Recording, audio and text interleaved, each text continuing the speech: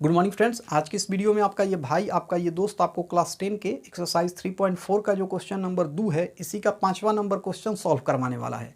इसके पीछे के जो 4 क्वेश्चन है इसे हम लोगों ने ऑलरेडी सॉल्व कर रखा है। यहाँ पे इस क्वेश्चन में हमें कुछ वर्ड प्रॉब्लम दिए गए हैं, हमें ध्यान से इन वर्ड प्रॉब्लम को समझना है और फिर इन्हीं के आधार पर हमें 2 समीकरण तैयार करना है और फिर इन दोनों समीकरण को हमें विलोपन विधि की मदद से हल करना है।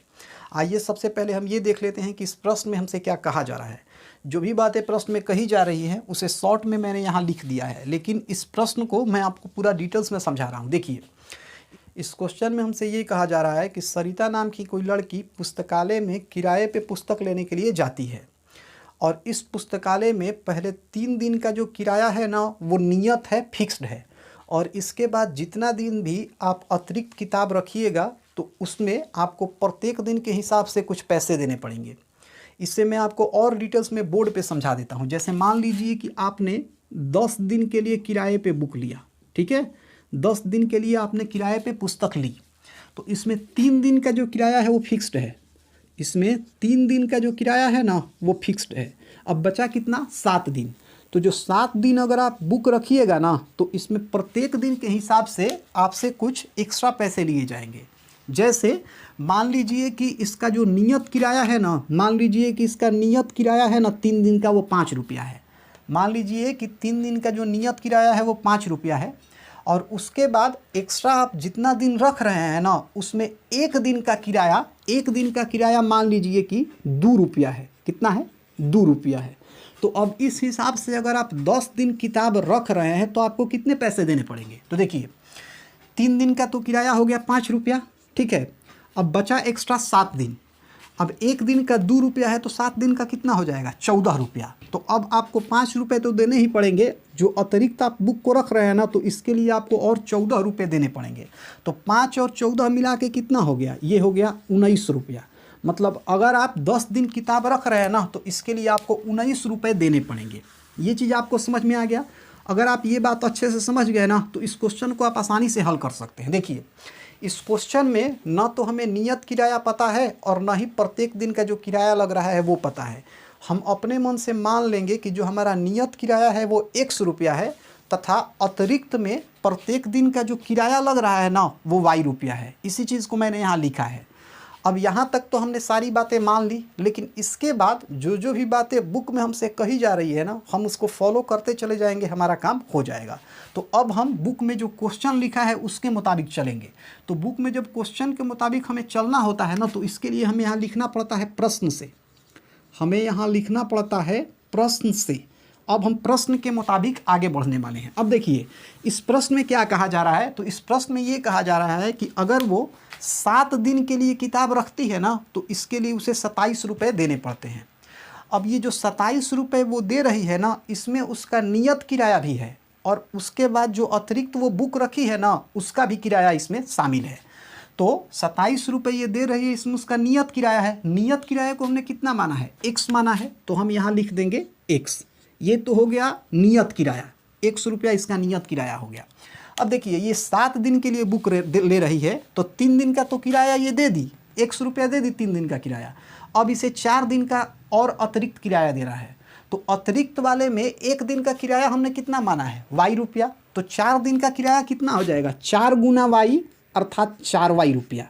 तो अब इसे कुल कितना किराया देना पड़ेगा? इसका जो कुल किराया होगा वो होगा नियत किराया, वो होगा नियत किराया जोड़ अतिरिक्त दिन का जो किराया लगा है ना वो। तो अतिरिक्त दिन का कुल किराया कितना होगा? 4y। तो अब जो इसका कुल किराया हो जाएगा वो हो जाएगा x जोड़ 4y। और कुल किराया कितने के बराबर है? यह है 27 रुपये के बराबर। तो हम लिखेंगे x जोड़ 4y बराबर 27 और ये हो जाएगा हमारा समीकरण फर्स्ट।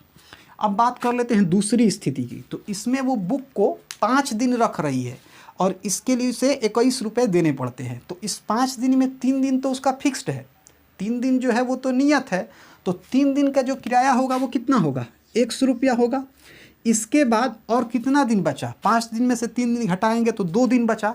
अब 2 दिन में उसे 1 दिन के लिए y रुपये देने पड़ते हैं। तो 2 दिन के लिए कितने रुपये देने पड़ेंगे? 2 दिन के लिए उसे 2 गुना y अर्थात 2y रुपये देने पड़ेंगे। तो ये हो गया नियत किराया और अतिरिक्त किराया इसका हो जाएगा 2 दिन के लिए 2y रुपया। तो नियत और अतिरिक्त मिला के उसे कितना देना पड़ता है 5 दिन का 21 रुपया। तो यहाँ लिख देंगे हम बराबर में 21 और ये हो जाएगा हमारा समीकरण सेकंड। अब यहाँ से आसानी से हम विलोपन विधि की मदद से इन दोनों समीकरण को हल कर सकते हैं। तो विलोपन विधि में मैंने आपको बताया था हम समीकरण फर्स्ट और समीकरण सेकंड दोनों से या तो x वाले पद को गायब करते हैं नहीं तो y वाले पद को गायब करते हैं। अब पद को गायब करने के लिए हमें क्या करना पड़ता है, दोनों समीकरण में जैसे कि अगर हम x वाला पद गायब कर रहे हैं तो दोनों समीकरण में x वाले पद को हमें बराबर करना पड़ता है। अगर हम y वाला पद गायब कर रहे हैं तो दोनों समीकरण में हमें y वाले पद को बराबर करना पड़ता है। अब यहाँ पे x वाले पद को गायब करना ज़्यादा आसान है क्योंकि देखिए दोनों समीकरण में x वाला पद पहले से ही बराबर है। तो यहाँ पे हम x वाले पद को गायब करेंगे। इसके लिए हम क्या करेंगे, हम समीकरण फर्स्ट में से समीकरण सेकंड को घटा देंगे। जैसे ही हम समीकरण फर्स्ट से सेकंड को घटाएंगे ना तो x वाला पद गायब हो जाएगा। कैसे, देखिए समीकरण फर्स्ट में है x और सेकंड में भी है x। अगर समीकरण फर्स्ट में से सेकंड को घटाएंगे तो हमें लिखना पड़ेगा x माइनस एक्स। ये x और ये x क्या हो जाएगा, कट जाएगा। तो यहाँ x क्या हो गया, गायब हो गया। तो अब हम यही काम करेंगे, हम समीकरण फर्स्ट में से समीकरण सेकंड को घटा देंगे। यहाँ लिखेंगे कि समीकरण फर्स्ट माइनस समीकरण फर्स्ट माइनस सेकंड से। तो समीकरण फर्स्ट है x प्लस 4y बराबर 27। तो यहाँ हम लिखेंगे x प्लस 4y बराबर 27। समीकरण सेकंड है x प्लस 2y बराबर 21। x प्लस 2y बराबर में 21।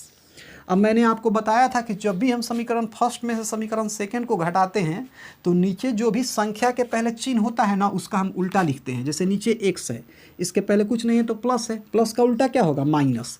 अब ये प्लस x नहीं रहा, अब ये हो गया माइनस x। यहाँ भी प्लस 2y है, प्लस का उल्टा क्या होगा, माइनस। तो अब ये प्लस 2y नहीं रहा, अब ये हो गया माइनस 2y। यहाँ प्लस 21 है, प्लस का उल्टा माइनस, मतलब अब ये प्लस 21 नहीं रहा, अब ये हो गया माइनस 21। अब x में से अगर x को हम घटाएंगे तो ये कट जाएगा। 4y माइनस 2y को अगर हल करें, 4y माइनस 2y को हल करें तो हमें मिल जाएगा 2y। तो यहाँ लिख देंगे 2y। इसके बाद बराबर 27 माइनस 21 को हल करें, 27 में से अगर 21 को घटाएं तो हमें मिलेगा 21 4 25 2 27, हमें मिलेगा 6। तो यहाँ लिख देंगे 6। तो 2y बराबर हमें 6 मिला। अगर यहाँ से y को बाहर कर दें तो 2 6 के नीचे चला जाएगा। तो यहाँ लिखेंगे y बराबर 6/2 और ये इसे कटा देगा 3 बार में। तो हमें यहाँ से y बराबर मिल गया 3। y बराबर क्या मिला, 3। अब y के मान को चाहे तो हम समीकरण फर्स्ट में भी रख सकते हैं, सेकेंड में भी रख सकते हैं। दोनों ही स्थितियों में हमें x का मान मिल जाएगा। तो यहाँ पर मैं y के मान को समीकरण फर्स्ट में रख दे रहा हूँ। तो यहाँ मैं लिखूँगा समीकरण फर्स्ट में y का मान रखने पर, समीकरण फर्स्ट में y का मान रखने पर, समीकरण फर्स्ट में y का मान रखने पर। तो देखिए समीकरण फर्स्ट क्या है, यह है x प्लस 4y बराबर 27। ये है x प्लस 4y बराबर में 27। ठीक है। अब यहाँ ये जो x है इसे हम ज्यों का त्यों लिख देंगे प्लस 4 ज्यों का त्यों, लेकिन ये y है ना, y के जगह पे हम 3 लिखेंगे। तो हम लिखेंगे 4 गुना 3, इसके बाद बराबर 27। अब इसे आगे हम सॉल्व करेंगे तो x ज्यों का त्यों प्लस 4 में 3 से गुना करेंगे तो 4 3 12 बराबर 27। अब यहाँ से अगर हम x को बाहर खींच ले तो यहाँ लिख सकते हैं हम x बराबर 27 ज्यों का त्यों प्लस 12, इधर से उधर जाएगा तो ये हो जाएगा माइनस 12। तो यहाँ से हमें x बराबर मिला 27 माइनस 12। 27 में से अगर 12 को घटाएं तो 7 में से 2 घटेगा 5, 2 में से 1 घटेगा 1। x बराबर हमें मिल गया 15 और y तो हमने पहले ही निकाला था, y बराबर हमें 3 मिला था। तो यहाँ पे x बराबर 15 मिला और y बराबर 3 मिला। x हमने किसको माना था, x हमने माना था नियत किराए को। तो नियत जो किराया है पुस्तकालय का वो हो जाएगा 15 रुपया। y हमने किसको माना था, y माना था प्रत्येक अतिरिक्त दिन के किराए को। तो y कितना आया है, 3 आया है। इसका मतलब प्रत्येक अतिरिक्त दिन का जो किराया हो जाएगा ना वो हो जाएगा 3 रुपया। तो इस तरीके से जो हमारा क्वेश्चन नंबर 5 था इसे भी हमने सॉल्व कर लिया।